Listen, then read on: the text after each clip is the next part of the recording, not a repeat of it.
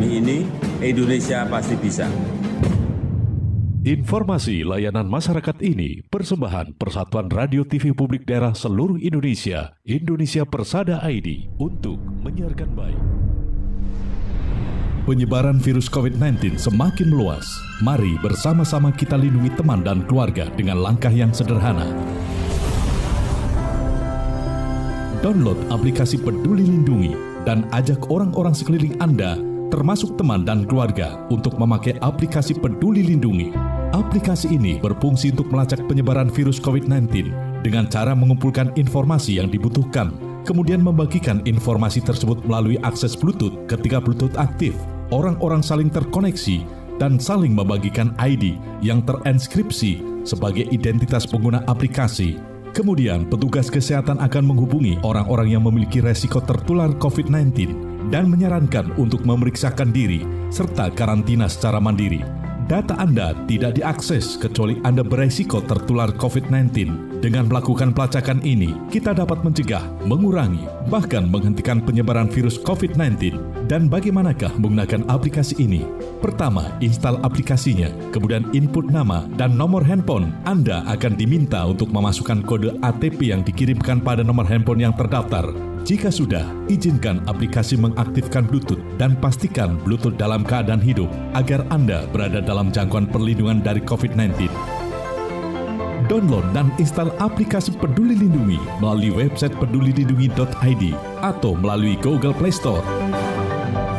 Iklan layanan masyarakat ini persembahan Kementerian Kominfo RI dan Indonesia Persada ID untuk menyiarkan baik.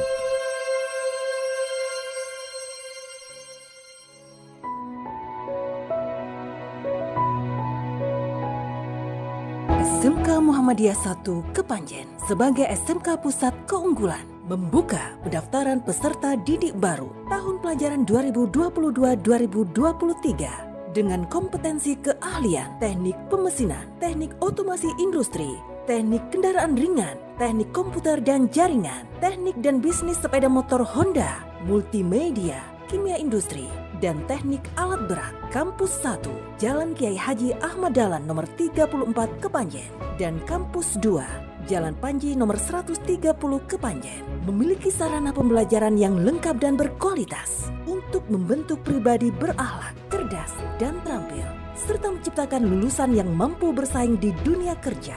Syarat pendaftaran, sehat jasmani dan rohani, usia pada tanggal 18 Juli 2022 tidak lebih dari 21 tahun dan membayar uang pendaftaran Rp100.000. Waktu pendaftaran mulai 1 November 2021 sampai dengan 30 Juli 2022. Tempat pendaftaran bisa langsung datang ke Kampus 1 atau Kampus 2 SMK Muhammadiyah 1 Kepanjen. Informasi pendaftaran hubungi Bapak Lukman di 0853 3442 2606. Kunjungi website kami di www.smkm1-kpn.sch.id atau Instagram dan Facebook SMK Muhammadiyah 1 Kepanjen. Segeralah bergabung di SMK Muhammadiyah 1 Kepanjen. Sukses kerja dan prestasi tinggi.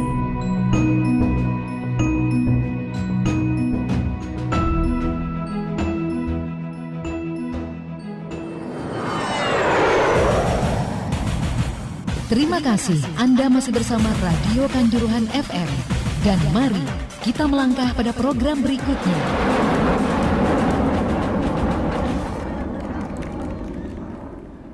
Assalamualaikum warahmatullahi wabarakatuh. Selamat siang mitra pendengar semuanya. Seperti apa yang saya sampaikan tadi bahwa untuk saat ini kita akan selama 1 jam dialog bersama Kejaksaan Negeri Kabupaten Malang.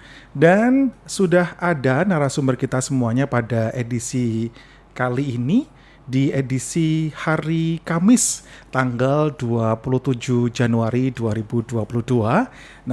Narasumber kita semuanya yang selalu hadir dari Kejaksaan Negeri Kabupaten Malang, Bapak Jaksa Muda Swaskito Wibowo SHMH. Beliau adalah Kasih Intelijen Kajari Kabupaten Malang. Dan tema untuk kali ini adalah perkawinan dan perceraian di mata hukum. Kita sapa beliau. Selamat siang. Assalamualaikum Pak Kito. Waalaikumsalam warahmatullahi wabarakatuh. Selamat siang juga Mas Munir. Ya, gimana kabarnya Pak? Alhamdulillah sehat, seperti dilihat saya tambah gendut ya. Oke, pokoknya sehat lah. Apalagi dalam masa-masa pandemi ini, tidur banyak, makan yang banyak, happy, biar kita semuanya terhindar dari pandemi ataupun terkonfirmasi positif COVID gitu ya.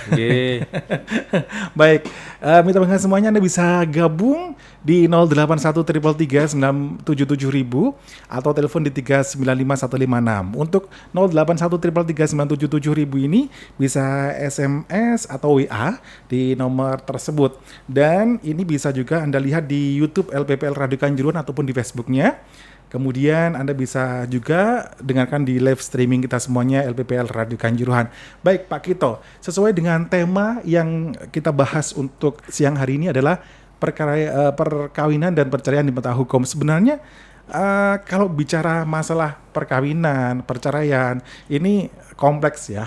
Apalagi kalau perkawiannya itu siri dan sebagainya. Oke lah, nanti kita akan singgung di situ. Baik, bisa disampaikan Pak, sebenarnya di mata hukum perkawinan dan perceraian itu seperti apa? Nah begini, sekarang saya akan mundur ke belakang lagi, kita seperti kuliah lah. Kuliah terkait hukum di sarjana di S1 ya. Nah, di S1.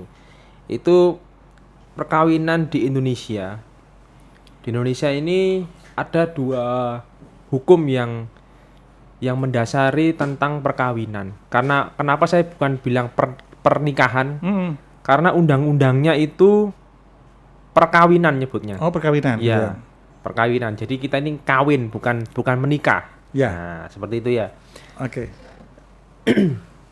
Yang jelas kalau sudah ada undang-undangnya berarti Indonesia ini mengatur tentang perkawinan itu sendiri. Jadi ada hukum positif yang berlaku di Indonesia itu di Undang-Undang Perkawinan nomor 1 tahun 74 dan turunannya serta pembaharuan. Ya, pembaruannya seperti itu. Itu pertama. Yang kedua, sebelum ada Undang-Undang nomor 1 tahun 74 itu tentang perkawinan tersebut, Indonesia juga punya undang-undang hukum perdata. Jadi dari Eropa, jadi kita dijajah oleh Belanda itu kita punya warisan. Nah, warisannya itu salah satunya adalah Kitab Undang-Undang Hukum Perdata. Nah, di situ juga mengatur terkait perkawinan dengan turunannya. Artinya turunannya ini apa? Otomatis dengan ada perceraiannya, ada mengenai tentang hak asuh anak, tentang bagaimana anak ini di mata hukum, tentang nanti harta bagaimana. Jadi seperti hukum keluarga seperti itu. Cuman ini kita kontennya kan di perkawinan ya Mas Munir ya. Ya. Nah itu. Terus yang ketiga, negara Indonesia kita ini juga mengakui hukum selain hukum positif yang berlaku di Indonesia. Yang tadi dua saya sebutkan tadi, yang masuk menjadi bagian hukum positif yaitu hukum Islam. Hukum Islam di sini adalah karena mayoritas dari warga penduduk Indonesia itu adalah beragama Islam. Jadi ada undang-undang perkawinan menurut hukum Islam. Nah, seperti itu. Terus bagaimana dengan agama yang lain? Nah, agama yang lain itu akhirnya dia menjadi hukum tidak tertulis. Nah, hukum tidak tertulis seperti halnya adat istiadat. Jadi ada pernikahan secara konghucu. Jadi misalkan kan biasanya kalau orang Kristiani ya, kamu sudah nikah apa? Aku baru nikah gereja. Kamu sudah nikah apa? Aku baru nikah sama penghulu. Kamu sudah nikah apa? Oh, aku baru di kelenteng misalkan, baru nikah kelenteng gitu kan. Atau dan apapun itulah sesuai dengan agama yang kita anut. Kita ini kan menganut agama kan sekarang 7 Mas Munir. Setelah Konghucu itu kan ada lagi namanya penghayat kepercayaan. Itu? Jadi agama penghayat kepercayaan. Nah, begitu. Itu ada. Jadi sekarang agama yang diakui Indonesia itu ada 7 penghayat. Ya. Itu lebih spesifiknya? Dia seperti apa ya? Menilai Tuhan itu sebagai zat, ada dabnya. Nah, jadi kalau mau itu nanti kita undang narasumbernya. Narasumbernya. Iya, kita undang narasumbernya nanti di jasa menyapa yang berikutnya aja. Nah, Masih banyak materi ya. yang harus disampaikan. Oke, Nah. lanjut. Itu tadi ya saya sampaikan. Jadi ada hukum di Indonesia yang mengatur tentang perkawinan tadi sudah saya sebutkan. Nah, terus nantilah bagaimana Pak implikasinya, bagaimana Pak jasa implikasi kehidupan di bermasyarakatnya. Jadi hukum yang berlaku di Indonesia itu sudah melebur menjadi satu dengan masyarakat itu sendiri. Artinya apa? Artinya sudah, karena kita kan mengamalkan sila-sila Pancasila. Pertama, ketuhanan yang Maha Esa. Kedua, kemanusiaan yang beradab. 3, persatuan Indonesia. Ya kan begitu kan? Nah, artinya apa? Dari sila-sila tadi itu, ya kan, sampai 5 itu kita menganut yang namanya toleransi beragama. Nah, selama itu masih ditoleransi oleh masyarakat sekitar, itu it's okay dan it's fine. Jadi implikasinya adalah tidak akan terjadi masalah hukum, kecuali tadi yang saya sampaikan tercederainya toleransi beragama di masyarakat. Nah, seperti itu. Itu Mas Munir. Ya, kalau seseorang perkawinannya itu secara agama, Pak Kito, apakah di mata hukum itu termasuk zina? Gimana? Coba ulangi lagi. Kalau orang nikah agama lah, nikah siri dan sebagainya. Kalau nikah yang lain mungkin perkataannya sama atau penyebutannya berbeda, tapi kan konsepnya sama. Tidak dengan nikah secara hukum negara. Apakah ini termasuk zina di mata hukum negara? Ya, jadi sebetulnya itu memang bahasa zina itu sering dipakai untuk hal-hal yang ilegal. Nah, jadi sebetulnya kita harus memahami dulu bahwa begini, nikah secara agama itu tidak menjadikan kita terus zina. Jadi kita melihat dulu konsepnya seperti apa, kita melihat kasuistisnya seperti apa. Kalau yang bersangkutan itu menikah secara agama, jadi dia sah di mata Tuhan, di mata agamanya. Namun belum tercatat oleh negara. Nah, jadi yang namanya legalitas atau diakui oleh negara itu adalah yang tercatat. Jadi bukan legal dan tidak legalnya, Mas Munir. Jadi diakuinya oleh negara karena dia belum tercatat di catatan sipil. Karena ada akibat hukumnya. Akibat hukumnya adalah pertama, otomatis perkawinan tersebut tidak dicatat di buku catatan sipil ya. Nah, itu pertama di KUA atau di mana ya, seperti itu, di catatan sipil. Terus yang kedua, akan ada hak-hak yang seharusnya dimiliki oleh pasangan tersebut tapi tidak bisa dimiliki. Jadi hak-hak yang memang diberikan oleh negara kepada warga negara Indonesia yang menikah itu tidak bisa dimiliki secara hukum oleh person-person yang menikah secara agama tadi. Nah, begitu. Contoh misalkan, jenengan ngurus apapun itulah. Sekarang misalkan atau hutang atau finance atau apa, Pak harus izin sama suaminya, harus izin sama istrinya. Lah buktinya apa? Buktinya adalah surat nikah. Lah aku surat nikah gak duwe, aku baru nikah agama ya. Nah, seperti itu contohnya. Itu akhirnya kita tidak bisa mendapatkan manfaat dari negara yang memberikan tadi. Nah, seperti Baik, itu. Pak. Kalau melihat seperti itu, ini pertanyaan saya sih sebenarnya yang ada di hati. Orang yang nikah siri itu melanggar aturan negara atau tidak? Jawabannya adalah tidak. Tidak. Gitu. Iya, tidak. Karena gini, tadi di awal sudah saya sampaikan bahwa negara mengakui adanya hukum tadi itu deh, hukum sesuai yang dianut oleh agamanya masing-masing, diakui oleh negara. Karena agamanya sendiri diakui, ada 7. Dan aturan yang mengatur terkait agama itu diakui oleh negara. Biarpun istri pertamanya nggak tahu, terus akhirnya tahu menuntut, seperti itu gimana? Itu beda lagi ceritanya. Hmm. Nah, itu beda lagi. Ceritanya beda lagi itu. Jadi Tadi kan disampaikan oleh Mas Munir tadi kan diakui nggak oleh negara? Oke, Itu tetap diakui. diakui. Cuman ada beberapa hal-hal tertentu yang akhirnya hak-hak dari si yang melaksanakan perkawinan tersebut tidak mendapatkan hak eksklusif pada umumnya seperti pada saat misalkan kayak saya nikah betulan, maksudnya nikahnya tercatat di catatan sipil seperti itu. Oh, gitu Itu ya. aja, ya itu aja. Jadi tapi apakah ada syarat-syarat Pak untuk nikah ada aturan lah dari negara bahwa kalau nikah siri ini harus ada izin dari pihak keluarga yang Mas ada tisu nggak? tisu. Oke. Ada ya. Ya Baik. tadi habis makan rujak cingur terus masih nempel. Makanya kok dari tadi makannya udah selesai tapi baunya masih ada. Oke. Gimana? Pak Geto. Heeh. Kita kembali ke masalah itu tadi ya. Iya. Karena masih banyak sekali mengatakan bahwa saya nggak diizin dan sebagainya. Apakah dalam perkawinan yang legal dan tidak legal itu ya, apalagi yang ilegal seperti itu, saya bisa menyampaikan seperti itu.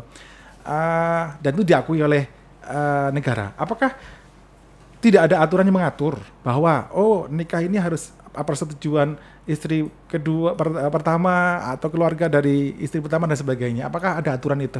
Jadi gini, di Indonesia itu akan saya jelaskan bahwa di Indonesia itu menganut jenis perkawinan itu ada 2. Matrilineal dan patrilineal.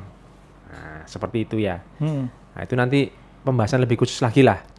Nah, biasanya kalau kayak seperti contoh di Padang itu yang mengkawini adalah yang perempuan.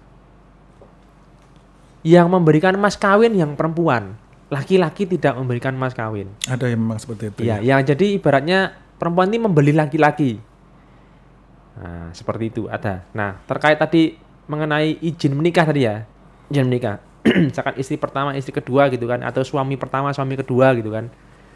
Jadi intinya adalah perkawinan yang sah menurut hukum, entah itu hukum positif. Jadi hukum positif itu yang tercatat di catatan sipil maupun itu yang tidak tercatat di hukum positif, itu jelas dimanapun agamanya, maksudnya apapun agamanya, itu mewajibkan untuk izin dulu, izin kepada si pihak yang mau dimadu atau istri pertama atau suami pertama.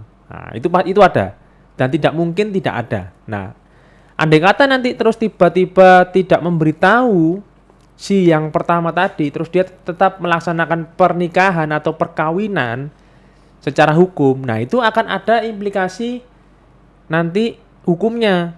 Dia akan mendapatkan akibat hukumnya apa. Nah, contoh misalkan, bisa saja dia paling gampang cerai, gitu ya, gampangnya cerai.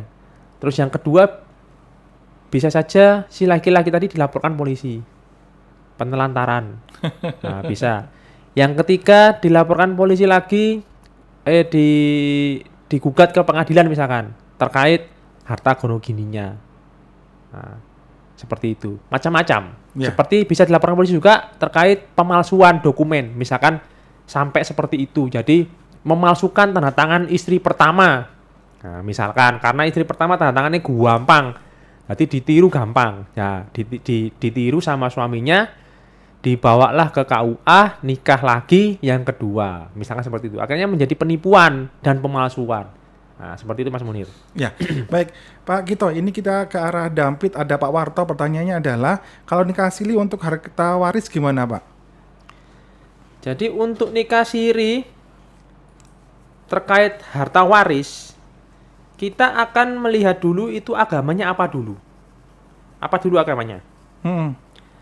Andai kata itu agamanya Islam ya. Jadi yang berlaku untuk apa tadi? Harta gono gini. Nah, harta gono gini akan berlaku hukum menurut hukum Islam.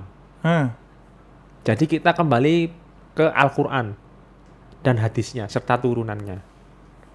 Nah, itu ya. Jadi sesuai Islam lah ya. Ya. Itu ya. Terus nanti kalau misalkan secara agama Kristiani misalkan, itu dapat dilakukan gugatan ke pengadilan negeri berdasarkan hukum positif kitab undang-undang hukum perdata tadi. Saya sampaikan tadi terkait perkawinan. Ingat ya, jadi perkawinan yang dimaksud di hukum perdata tadi itu adalah perkawinan yang antara laki-laki dan perempuan mengikatkan diri.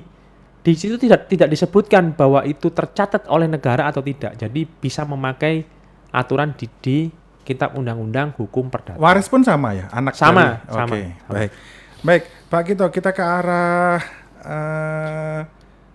ini dari Turen, dari Ibu Ana. Pertanyaannya adalah untuk perceraian nikah yang tidak secara agama gimana Pak itu penyelesaiannya? Tidak secara agama itu maksudnya mungkin salah ketik ini, secara negara mungkin, secara agama. Oke. Maksudnya gimana pertanyaannya? Lebih spesifik? Mungkin saya bisa menjelaskan gini. Dia nikahnya siri, terus perceraiannya gimana? Ya karena nikahnya siri, kalau menurut agama Islam, cerainya juga secara agama Islam. Jadi cuman talak 1, talak 2, talak 3 selesai. Udah nggak ada sidang gitu ya? Iya. Akhirnya siapa yang rugi? Yang rugi adalah yang pihak perempuan. Iya. Betul. Nggak ada pesangon, terserah dia mau ngasih atau tidak gitu ya? Iya, betul. Karena tadi sudah saya sampaikan bahwa tidak tercatatnya perkawinan tersebut akan menghilangkan hak-hak yang seharusnya diterima oleh pasangan tersebut. Itu. Sekarang contoh seperti anak ya. Anak. Pada saat nikah siri, yang paling rugi kalau ada anak itu siapa? Anak itu sendiri. Kenapa paling rugi? Karena anak itu hanya memiliki hubungan hukum secara keperdataan itu hanya dengan si ibu, bukan dengan si bapak. Dan nanti aktanya itu, namanya bapak itu tidak masuk dalam akta. Jadi anak dari ibu ibu siapa? Iya itu saja, tidak ada bapak. Jadi itu kalau nikah siri. Oke. Ya, seharusnya seperti itu. Jadi yang dirugikan nanti akan kelihatan bahwa anak ini orang tuanya nikah siri, kelihatan dari nama di situ ya. Yang dirugikan nanti otomatis seperti itu. Iya, secara keperdataan. Waduh, oke. Rugi banget. Tapi namanya cinta Pak, gitu kadang-kadang mau aja lah ya. Ya kalau sudah namanya sudah, mohon maaf ya, sudah namanya tai kucing rasa coklat ya. Iya. Oke lah nikah siri oke aja lah, pokoknya namanya suka dan nek wis cerai baru kok. Kerasa kok getun aku. Baik, teman-teman semuanya, cukup menarik tema pada siang hari ini karena kita berbicara masalah perkawinan dan perceraian tapi di mata hukum, dan ternyata pembahasannya tidak segampang yang sesuai temanya, ternyata bisa melebar kemana-mana, dampaknya bisa kemana-kemana. Baik, ini ada pertanyaan lagi Pak dari Wajak. Waduh, daerah saya. Daerah sampean. Oh bukan, ada nama Mas Agus di Wajak. Pertanyaannya adalah, Pak, apakah istri bisa menuntut jika suaminya tiba-tiba kawin siri atau nikah siri tanpa sepengetahuan istri pertama? Dari Mbak Yulaihah. Gimana? Ulang. Apakah istri bisa menuntut istri pertamanya jika ada suaminya tiba-tiba, suami saya kan tiba-tiba nikah dan sebagainya? Ini kan lagi layangan putus banyak itu kan, jadi. Iya. Ini lagi booming itu ya. Ya, jadi banyak yang tertarik dengan tema seperti itu. Oke. Karena pertanyaannya kurang spesifik ya, jadi saya gambarkan secara rinci pelan-pelan ya. Pertama, kalau tadi pertanyaannya adalah bisa yang perkawinan pertama itu adalah secara sah menurut negara atau diakui oleh negara, tercatat di catatan sipil.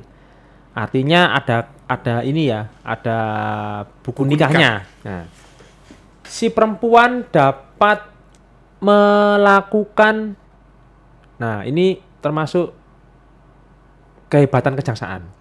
Nah, bisa lapor ke jaksa, bisa lapor ke saya, bisa lapor ke langsung Pak Kajari, bisa. Nanti kita akan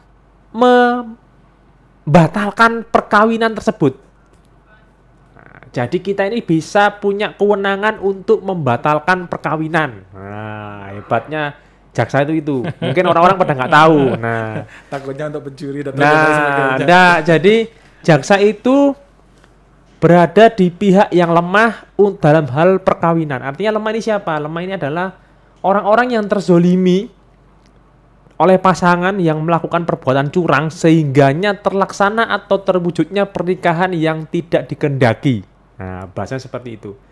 Contoh halnya bahasanya tadi kan saya sampaikan bahwa sampai ada pemalsuan tanda tangan misalkan, atau pemalsuan izin untuk menikah lagi. Nah, itu bisa dilaporkan ke kejaksaan, nanti kita akan mohonkan ke pengadilan untuk pembatalan perkawinan tersebut. Nah, seperti itu. Ya, itu kalau nikahnya tiba-tiba dengan dokumen palsu. Tapi kalau nikahnya siri, gimana ini Pak? Apakah istri yang sah tadi bisa menuntut terhadap perkawinan ataupun pernikahan siri suaminya dengan istri keduanya? Iya, nanti kita batalkan. Kita bantu untuk batalkan. Batalkan tidak. Tapi kan hukum negara, hukum agama itu kan dari si suami, bukan dari kejaksaan. Tentang masalah. Jadi begini, misalkan ada seperti itu ya. Lapor ke kita. Nanti kita akan ajukan permohonan pembatalan pernikahan siri antara A dan B, antara A dan C. Begitu. Nanti dari surat dari hasil putusan pengadilan tadi itu dapat dijadikan dasar untuk si perempuan tadi itu melakukan hak paksa supaya suami tadi itu tidak lagi bersama dengan si perempuan. Oke. Tapi nek misale sing lanang wis kadung kesesem ambek sing iku mbok diapakno ae ya kan. Ya kita tidak ikut campur. Itu udah urusan lain lagi, bukan masalah urusan cinta itu. Iya, kalau udah seperti itu karena pernah dulu saya pernah kejadian dulu. Pernah saya lakukan seperti itu, hanya saja si laki-laki tetap lari. Tetap menemui si perempuan yang dinikahinya itu. Dan si istri yang sah itu sambil bawa anak ke saya. Pak Jaksa, ini suami saya kenapa kok masih mau pulang ke rumah? Nah, itu bukan urusan saya lagi oleh itu. Biasanya ada masyarakat itu yang sampai nyuruh kita bagaimana caranya bojoku itu mulih neng omah gitu lah, itu yang susah itu kayak gitu. Udah itu sudah mungkin tuh ya saya sampaikan, mungkin itulah kelemahan dari kita punya kewenangan tapi belum klimaks. Maksudnya belum klimaks artinya apakah nantinya undang-undang itu dirubah terus kita punya kewenangan untuk menahan si suami, menahan supaya tidak boleh keluar rumah. Kalau dia keluar rumah atau dia menemui perempuan itu mungkin dipenjara atau kena denda atau apa, itu belum ada. Itu belum ada ya. Mungkin itu karena itu jadi si suaminya itu ya suka-suka lebih aja. Aman lah ya. Suka-suka aja ya, terserah. Walaupun kamu gitu kan ke kejaksaan, mau aku seneng ambil iku kok. Nah, misalkan seperti itu ya. Itu tapi ini bisa menjadi alasan bagi istri pertama untuk menuntut cerai ya. Bisa. Kalau kita berkaca dengan layangan putus sih saya melihat ini beberapa tayangannya kan akhirnya dia cerai dengan dasar seperti itu. Iya, boleh, bisa. Dengan bukti-bukti tentunya bagi si istri pertamanya. Soalnya kan laki-laki kadang-kadang kan, aku nggak pernah kok, kapan mana buktinya dan sebagainya. Ini gimana cara penyelesaian jaksa? Nggak pernah gimana maksudnya? Aku nggak dikasih ini kok. Kamu dari mana datangnya dan sebagainya kan? Perlu ada bukti ya dari. Iya, harus ada bukti. Harus ada bukti, misalkan bukti dari dokumen pernikahan siri itu atau dari foto, chatting dan sebagainya gitu ya. Iya, dari video mungkin atau mungkin event organizer yang disewa untuk meriasi pengantin. Itu kan bisa jadi bukti kalau sudah ada pernikahan gitu, ada perkawinan. Gitu ya, cukup serem. Soalnya kan naluri laki-laki sama lah ya. Bagaimana kalau ada kesempatan dan ada cinta tentunya. Ya itu yang repot. Baik, kita ke arah Kepanjen, Pak Kito. Ini pertanyaannya adalah bagaimana seorang anak dari hasil perkawinan siri mendapatkan harta waris, Pak? Untuk harta waris perkawinan sirih ya, tadi sudah saya singgung tadi bahwa untuk aturan waris ataupun gonogini, harta bersama, pembagian harta bersama atau harta bawaan itu apabila siri akan dikembalikan ke hukum agama masing-masing. Apakah itu masuk Islam? Kalau di Indonesia ya, di Indonesia itu hanya dua. apabila selain Islam, dia akan diatur di hukum pidana perdata tadi. Nah, di KUH perdata tadi. Ya. Ya. Yang melaksanakan secara hukum agama ini siapa? Soalnya kan tahulah dia pihak istri pertama. Kamu istri kedua kok ya sakarep putah apa kuwi sing ngatur saudara seperti itu. Ini bagaimana untuk menjamin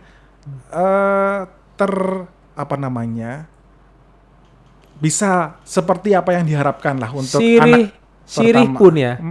Untuk sirih pun pengadilan agama tetap menerima. Tetap menerima perkara tersebut dan akan diputus di pengadilan agama. Termasuk pengadilan negeri untuk yang selain agama Islam. Oh iya. Iya. Jadi yang nanti yang mengatur dari pengadilan Dari agama. pengadilan ya.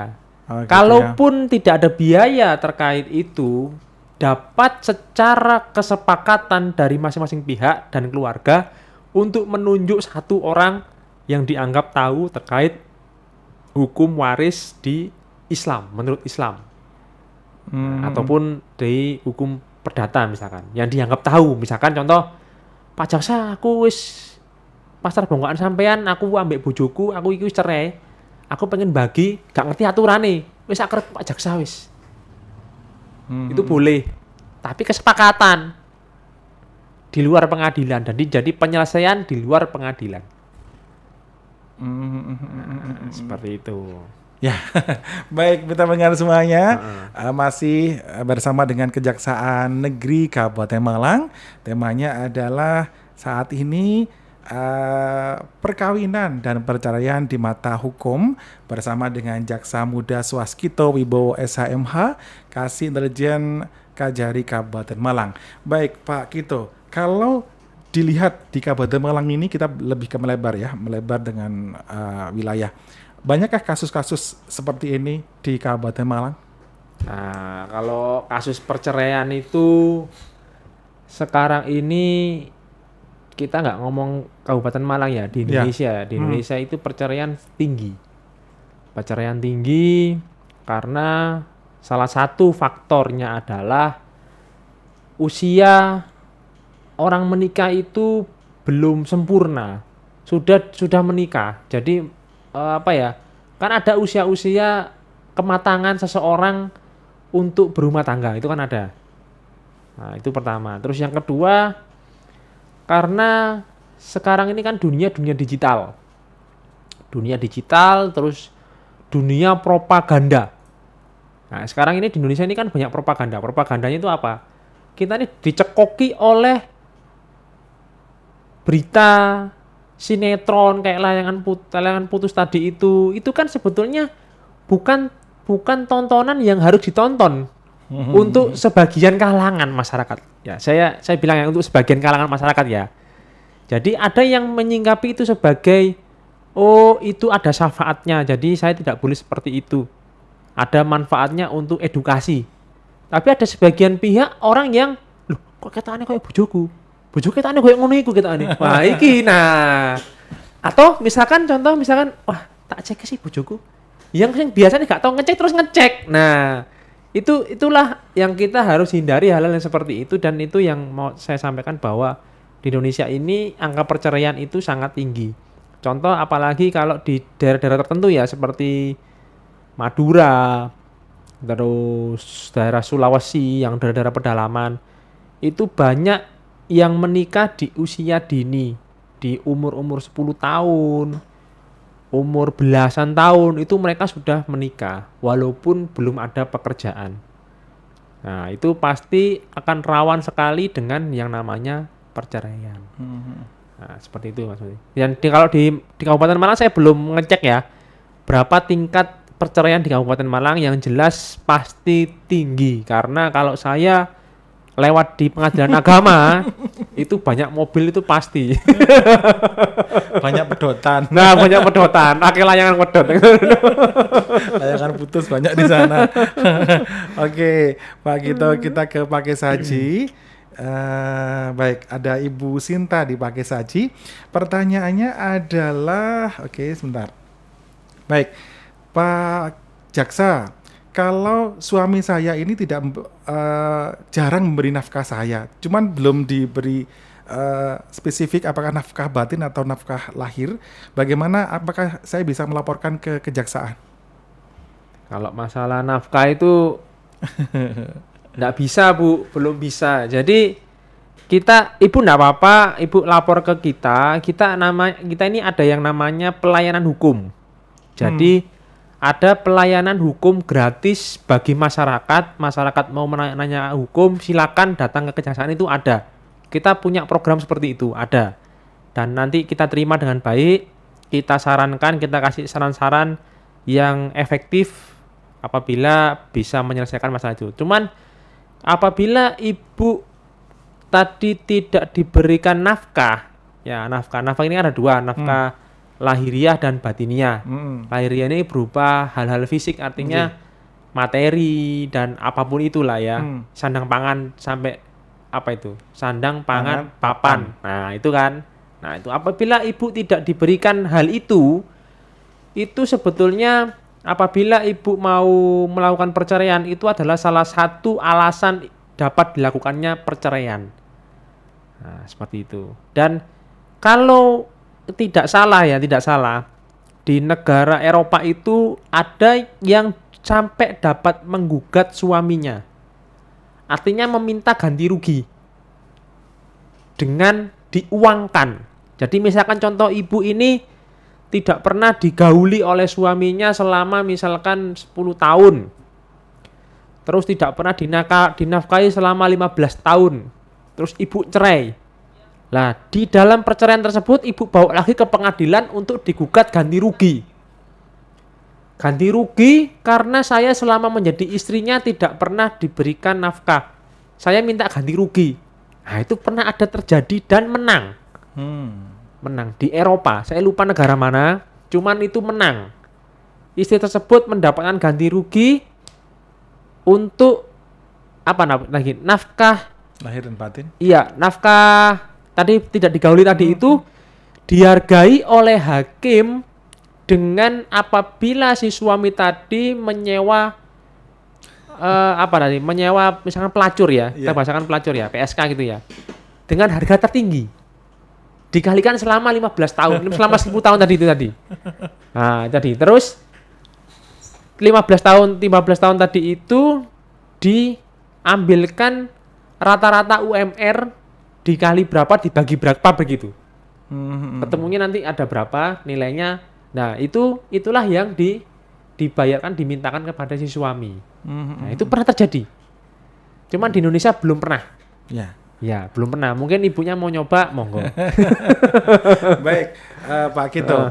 Banyak kasus di mana perceraian, ini nikahnya secara negara gitu ya, agama dan negara. Setelah cerai, ayahnya tidak memberikan nafkah kepada anaknya. Apakah istri atau mantan istri ini bisa menuntut hal ini? Bisa.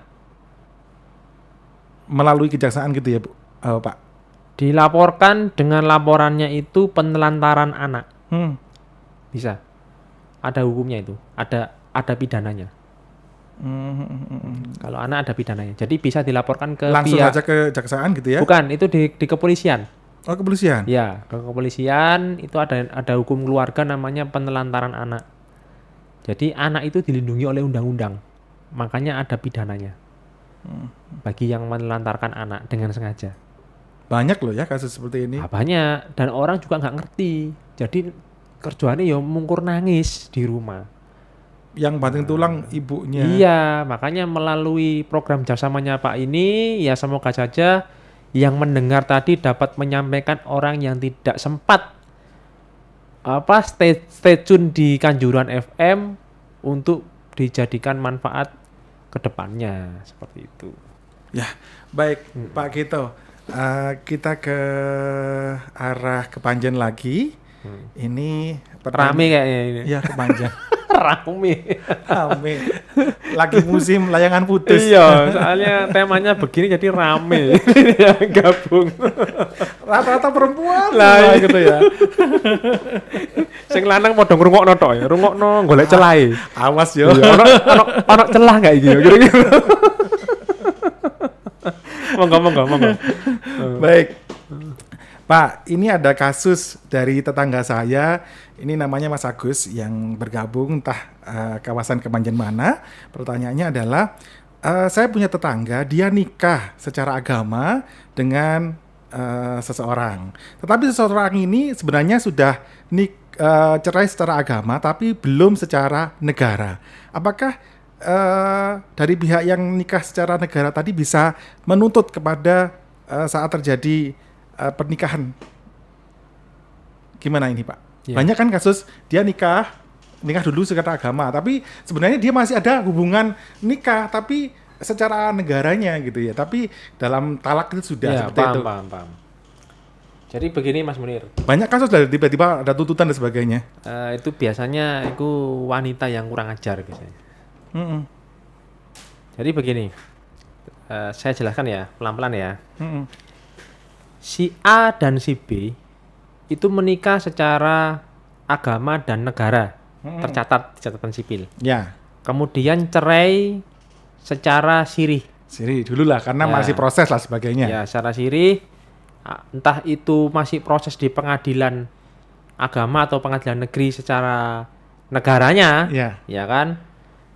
Ataupun tidak diurus perceraian secara negaranya, karena mungkin namanya lambene wong lanang ya, keceplosan ngomong talak gitu mungkin. Iya. Misalkan ini kan banyak Iya. kemungkinan ya. Banyak. Saya sampaikan banyak kemungkinan tadi, kemungkinan saya sampaikan. Nah, terus ini kan akhirnya setelah cerai secara agama, ini hak dan kewajiban suami istri kan sudah lepas secara agama. Ya, secara agama sudah lepas. Namun secara negara belum. Paham ya? Ya, Harus paham. dipisahkan. Paham. Nah, apabila si laki-laki tersebut menikah dengan orang lain lagi secara agama, sebetulnya itu sudah diperbolehkan. Bukan masih, itu sudah diperbolehkan menikah lagi. Nah, hanya saja pernikahan itu pertama tidak diakui oleh negara. Yang kedua, si perempuan si B tadi itu memang mempunyai hak untuk melaporkan ke kejaksaan untuk melakukan pembubaran perkawinan. Ya. Karena dia secara hukum negara tercatat sebagai istri yang sah yang dapat mempunyai kewenangan atau hak untuk membubarkan perkawinan yang tidak sah. Dan ini sering dilakukan sebagai balas dendam lah, atau karena masalah dan sebagainya Ya, gitu ya. misalkan contoh kon cerai iso oleh cerai ambek aku tapi aku jek sayang ambek awakmu. Nah, misalnya kon oleh cerai ambek aku tapi kon gak oleh rabi ambek wong liya. Kan ada yang seperti itu. Iya. Ada yang perempuan yang aku mau nikah lagi tapi kamu gak boleh nikah. Kan ada yang punya psikologi seperti itu.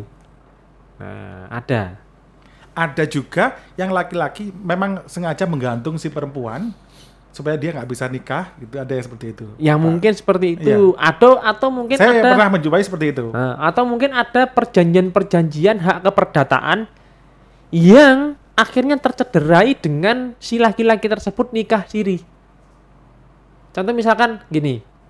Oke, wis ayo dhewe pisah ranjang. Ayo dhewe pegatan ae secara agama.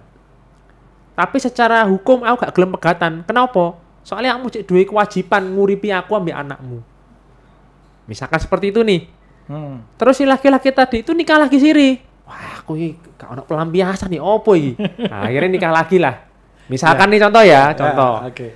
Akhirnya si perempuan, loh ya opo sih? Anaknya lo butuh es gak ditukokno. Kok malah bojone sing liya sing dianu. Nah, itu akhirnya tercederainya kewajiban atau hak-haknya si perempuan tadi akhirnya membatalkan perkawinan dengan perempuan yang lain. Seperti itu Mas Muni. Baik, ada 3 penanya, saya bisa menyimpulkan ini ya. Ya. Ini, si laki-laki di PNS, yang perempuan ini bukan, dan laki-lakinya meninggal, dan dia dapat pensiunan kan, Pak Gito. Ternyata terbongkar bahwa laki-laki ini punya istri kedua dan punya anak. Apakah anak dari ini bisa meminta bagian dari pensiunan tadi gitu, yang ditinggal? Otomatis kan atas nama istri pertama kan, Iya. penyusunan tersebut. Pak Kito gimana kalau melihat seperti ini? Tidak bisa. Tidak bisa. Iya. Tadi saya sudah sampaikan bahwa kalau perkawinan yang sah menurut agama tapi belum tercatat secara negara, anak itu hanya mempunyai hubungan keperdataan dengan si ibu. Jadi dengan si bapak tidak bisa, kecuali bapaknya sendiri yang memberikan wasiat secara tertulis ataupun ada saksi secara lisan dan itu diakui kebenarannya bahwasannya bahwa untuk gaji pokok tadi itu tadi ada berapa persen atau seluruhnya adalah dikasihkan oleh si anak tadi. Oh gitu ya. Iya. Sangat jelas memang. Sangat jelas Iya. ya, oke. Dan ini sering banyak sekali terjadi seperti ini. Iya. Dia nggak bisa, anaknya nggak bisa menuntut apa-apa, soalnya nggak ada hukum negaranya ya, Iya. sehingga Ada juga begini cerita. Si perempuan ini jadi pernikahan ya, nikah. Terus si perempuan ini meninggalkan rumah dibawa oleh orang tuanya. Nah, meninggalkan rumah dibawa oleh orang tuanya. Jadi bukan diusir, bukan karena apa, tapi orang tuanya membawa wanita tadi itu meninggalkan rumah. Nah, dalam posisi mengandung. Terus setelah itu si istri tadi itu melaporkan si suami menelantarkan dia. Penelantaran istri, tidak diberikan nafkah selama 3 bulan minimal misalkan. Nah, sebetulnya hal-hal yang seperti itu tidak bisa si suami tersebut dijatuhi hukuman. Karena harus melihat secara fakta bahwa yang keluar dari rumah, yang punya mens rea, actus reus, niat jelek untuk meruntuhkan perkawinan tersebut adalah bukan yang laki-laki. ya Tapi sendiri yang iya, keluar. Ya. iya, begitu seperti itu. Ada yang seperti itu juga. Jadi digugat ke pengadilan, dilaporkan polisi bahwa si suami tadi menelantarkan. Nah, terus si suami juga bingung. Loh, saya menelantarkan bagaimana? Wong dia yang lari sendiri dari rumah. Nah, si hakimnya nanya, kamu nggak nyoba nyari? Ya enggak Pak, ngapain Pak? Saya kan laki-laki.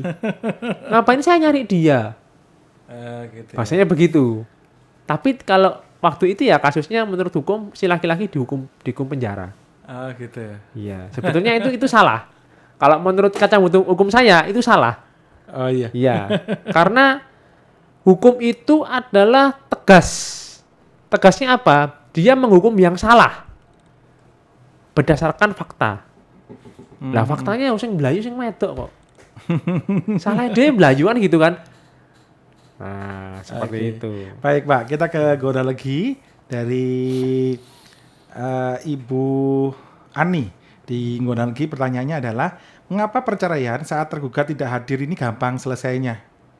Ya. Gimana Pak ini? Memang benar seperti itu? Ya.